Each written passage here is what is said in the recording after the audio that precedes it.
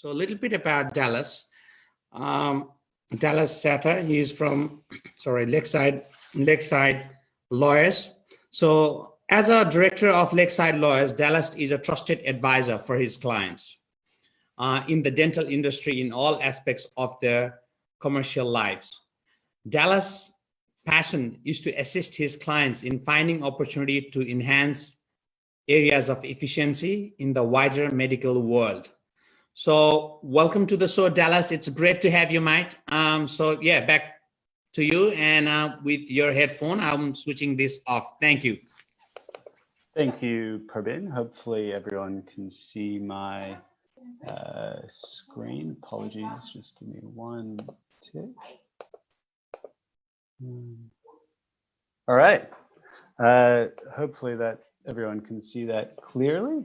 So thank you everyone for joining the webinar. It's quite humbling to have so many of you here listening, and also fearful, so many dentists looking at my teeth in such close proximity. It's been a while since I've been able to go, so apologies if they're insulting to you. On the agenda today are three probably most commonly asked questions that we've received in relation to our legal team at Lakeside, and namely, firstly, around your leases and your commitments to pay on your supply contracts, so masks and et cetera, et cetera, et cetera. How to keep your staff engaged through this period of time, and also at the same time being able to protect yourself so you're not outlaying so much cash, but at the same time ensuring that your staff are still going to be able to be rewarded in the long run and keen to stick with your practice. And thirdly, I think mortality has become quite a topic for some people. You haven't really thought about it in this way as you would in a pandemic where you see thousands of people a day dying worldwide. So they've probably been the three most commonly asked questions. I just want to make clear, I suppose, that the idea of all of this is to supplant you with, to give you the ability that after this pandemic is over, the option to expand your businesses and to make the most of the opportunities. A lot of the clients that I'm seeing are seeing some great opportunities in places to make some money going forward and grow their business. So I think that's just the light at the end of the tunnel that we're hopefully getting closer to. So I'll start off with leases. So some of you may or may not be aware, but the government, as most people were sort of hoping for, came out and provided some guidance and a code for us to have a look at in relation to, well, if you're a tenant and for whatever, and now as a result of the COVID regulations, I mean, most of you are probably seeing a drastic drop off, given that for quite some time you've only been able to do emergency work on, well, what are my obligations? Am I really required to still pay my lease at full tote? Is that really fair?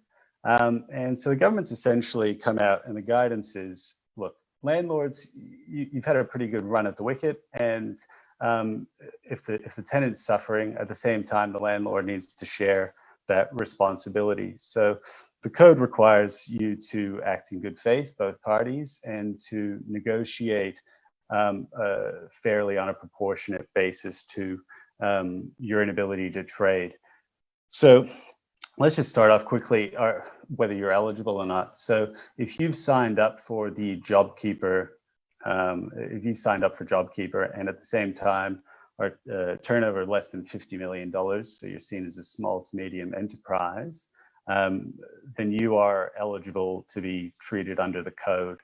From there, the question is well, how is this going to help me, and how is this going to affect me, and how's the landlord? What do they have to do? So if you're completely unable to, it's on a proportional basis. Therefore, if you're unable to trade completely, the deferral or the waiver that the landlords need to give you is based on that proportion of how much you're able to trade proportionally to what you were previously. So it's not necessarily based on turnover, rather it's based on inability. And if you do enter into a deferral arrangement, they have to amortize that deferral over a period of 2 years or more, or the end of the lease period, whichever is greater. So in looking at that, it's a very case-by-case basis, and also a state-by-state basis. So there is an interplay between the Commercial Code and the Retail Leases Act. And each relevant Retail Leases Act, so every state's slightly different in that regard. And then you've got this federal imposition on what should be in a lease. So it's important that the code will only protect you if you comply with your ongoing obligations under the lease. So not necessarily rental repayments, but all other obligations under the lease. And if you don't, then you won't be protected any further. This is a very large topic, so it probably requires on an individual basis. So if you have any questions after the fact, please email me through. Supply contracts. So it's kind of interesting how much things have changed since the start of March when the five of us got together to think about, well, what are we actually going to talk about? COVID was still something that other countries were really dealing with, and the extent of, I remember Padma saying, oh, well, now boxes of masks are going for $50. There previously I was able to get them for 10. So it might be a little bit late on this front. However, some of you may still have some problems in this regard. So in dealing with your suppliers, I suppose at the starting point is figuring out early on whether they'll be able to continue supplying you your goods, whether that be masks or equipment, et cetera, and getting in early and finding out. From there, it's important to have a look at your supply agreement. So some of you, it might just be something you order online, so it might be a bit less strenuous to terms, but some might actually provide that there's an exclusive distributor arrangement, so you can only buy product off of them. So it's important to have a look at that and whether you can get out of that, I suppose. The third one, so force majeure, this is an area where it became a hot topic because force majeure means essentially an act of God, which sort of makes you unable to meet your contractual obligations. This is a contract-to-contract basis. So what it essentially means is if the supplier, as a result of the pandemic, was unable to meet its obligations due to trade restrictions, et cetera, well, then they have the right to terminate the contract. And lastly, from your perspective, if you find out early on and the supplier is unable to deliver the goods, you might have basis to terminate your agreement or contract at the time of. Business interruption insurance. So some of you most likely would have business interruption insurance and must have, I'm assuming, looked into this as to, well, am I able to claim on this? What's the point of having business interruption insurance? If in a black swan event, I can't even claim. The head of the sort of Insurance Council of Australia essentially said a lot of these insurance contracts exclude payment on infectious diseases or a similar type of wording. Nevertheless, each policy document is very different. So much like the lease situation, it's a case-by-case basis. And I would suggest getting that document reviewed. You pay your business interruption insurance annually. And if you went through a broker, well, there's actually there's a potential case if you're engaging a broker to provide you advice and they didn't advise you, well, these are the limitations on your policy, et cetera, well, there could be a potential negligence claim. And again, that's a case-by-case situation as to what the relationship was and advice provided, et cetera.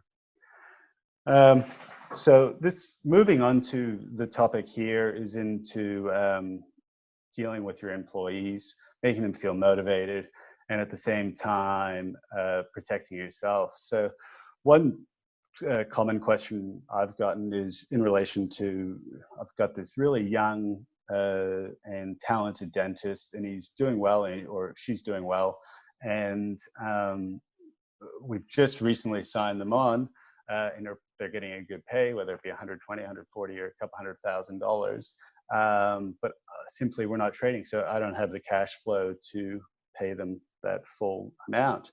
All I've really got is the JobKeeper amount.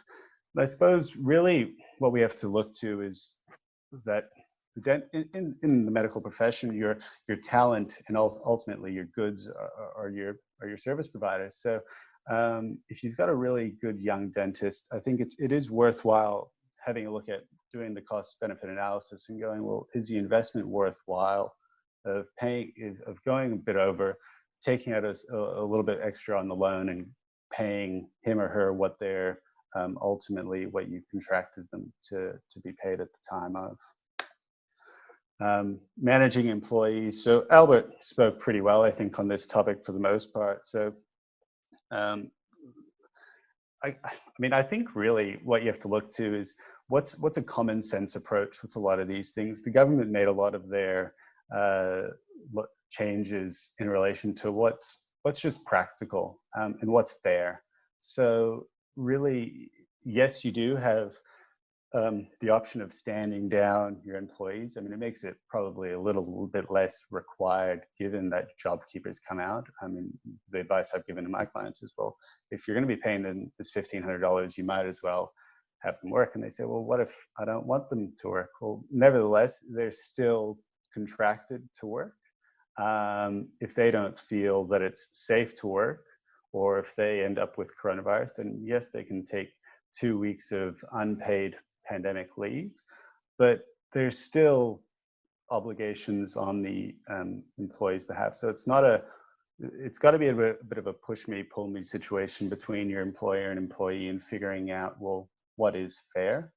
And I think really, if you take a common sense approach, most of the time you can figure out what's fair. And if you need to go the legal route, then that's what we're here for. As I said at the outset, what probably the most common query I've gotten is in relation to people's succession plan. I suppose we live in our own world and we go to work and do this and do that. And once we get a change in our lifestyle and start hearing about people getting gravely ill or passing, we start to think, well, what's next? What happens if I do die? Or what happens if my business partner dies? Or I might have been looking to sell my practice in order to do my succession plan, but what are the alternatives?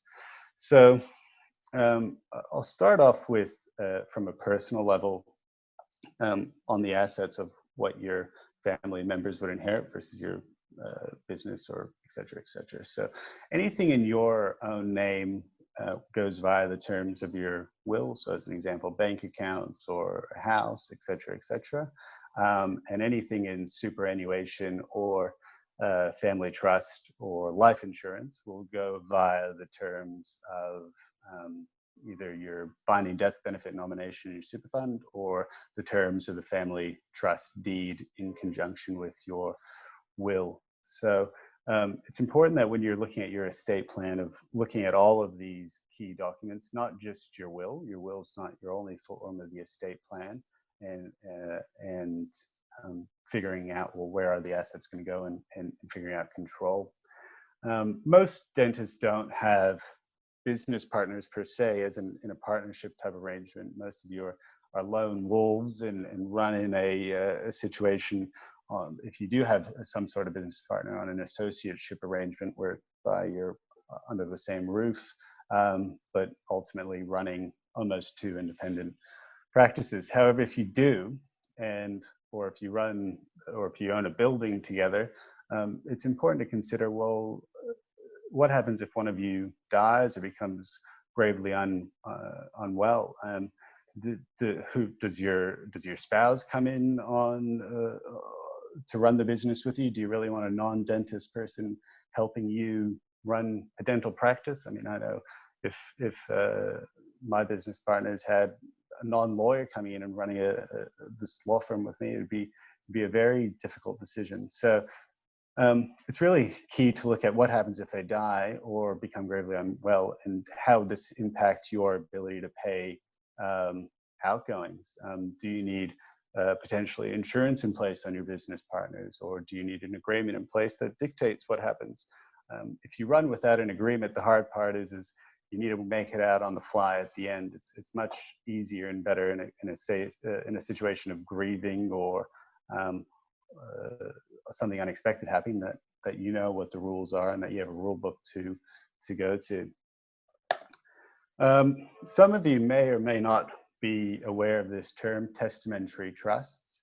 So when our law firm started up 13 or 14 years ago, it was derived on the basis that a lot of people weren't getting the right advice when it came to putting in place wills. Most of you, if you have a will, would say something in the format of, if I die, everything goes to my spouse or someone else, and then if we both die, everything goes to the children.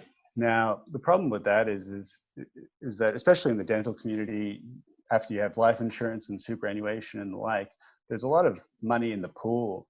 And if you're leaving your significant other or your children with a few $1 million in their own individual names, well, all of a sudden, if they're in a relationship themselves, or if they're going into business themselves, now they're inheriting a bucket load of money in their own hands. And what we as lawyers don't like is people inheriting things in their own hands and getting stuck in a lawsuit or in a separation, a de facto relationship, et cetera, and not having any choice but what to do with those assets. So what a testamentary trust is essentially similar to a family trust that most of you, if you aren't running your business out of a family trust, please speak to Albert. It's almost critical from a tax perspective to have a look at that. It's similar to a family trust, but it gives you the benefit of distributing income to children at adult tax rates. So if some of you don't get what I mean by that, in your family trust, if you've got kids and you're running your business, you're only allowed to distribute every year a notional amount of $416 a year, which is bugger all, really. Whereas in a testamentary trust, children are treated as adults, so they work on the same system. So if you've got 2 kids, and let's say your parents leave you some money, well, all of a sudden that's 40 grand a year tax-free income that you're distributing to your children. So they are very powerful vehicles. Unfortunately, they're only available if it's drawn into the will. And secondly, unfortunately, someone has to die. So if you've got parents that have quite a bit of money, or your own estate plan and you've got quite a bit of money yourselves, it's definitely worth looking at. Well, is this the right option for me? I normally say if you're leaving more than $1 million, then it's definitely something to look at. So I suppose if I'm happy to answer any questions that might be there at the moment, or if there aren't any at this stage. Oh, sorry, I've got one here. Thanks for, we've got one from Nima. Hi, Dallas, thanks for the talk and the COVID-19 leasing code of conduct. Let's see, it says payment of rental deferrals by the tenant must be amortized over the balance of the lease term and for a period of no less than 24 months, whichever is the greater. Does it mean that if nothing agreed by the parties, then no less than 24 months, whichever is the greater rule applied? My other question is, what types of financial info can be asked by landlords? This is a really great question. So the first part of it is that if you haven't deferred the rent, and if you've just been paying your rent, it'll just be on the same commercial basis. So if you're wanting to exercise that deferral option and to push it out to 24 months, then yes, I would get that in writing in an agreement with the landlord. And the other question is what types of financial info can be asked for by landlords? Another really great question. So this has been probably the biggest criticism of the commercial code. And again, I give props to the government for pulling this all together on such a short notice, and really just trying their best, I guess, through this tough situation. Yeah, so in order to figure out whether you're trading at less than 50 million of turnover or eligible for the JobKeeper info, they'll need the relevant information that would substantiate that. So Yeah, I mean, I guess you just have to take the good with the bad on that, really. Let's have a look. That appears to be it with the questions. I'll be here at the end, so if any questions arise between now and then, I'm more than happy to answer. Thank you so much, Dallas. Wow, that's a awesome, Mike.